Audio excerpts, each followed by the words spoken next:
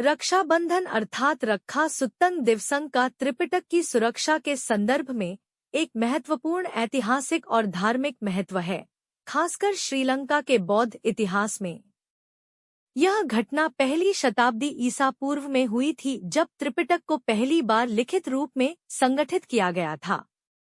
जब त्रिपिटक को मौखिक रूप से संरक्षित किया जा रहा था, तो बौद्ध धर्म के अनुयायी इसे पीढ़ी दर पीढ़ी याद करते थे।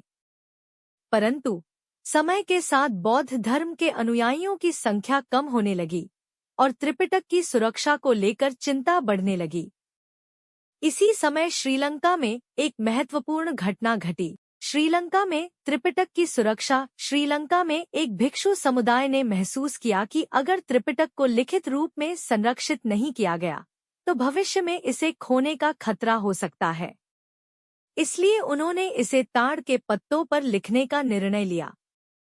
यह कार्य अत्यंत महत्वपूर्ण और कठिन था, क्योंकि त्रिपिटक बहुत विस्तृत और लंबा था।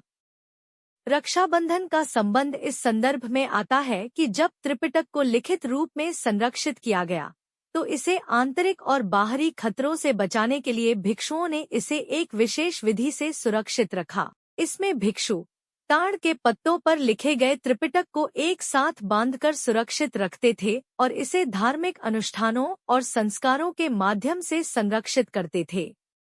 इन पवित्र ग्रंथों को किसी भी प्रकार के नुकसान से बचाने के लिए विशेष रक्षा सूत्र बांधने का रिवाज शुरू हुआ, जिसे रक्षाबंधन का प्रतीक माना जाता है।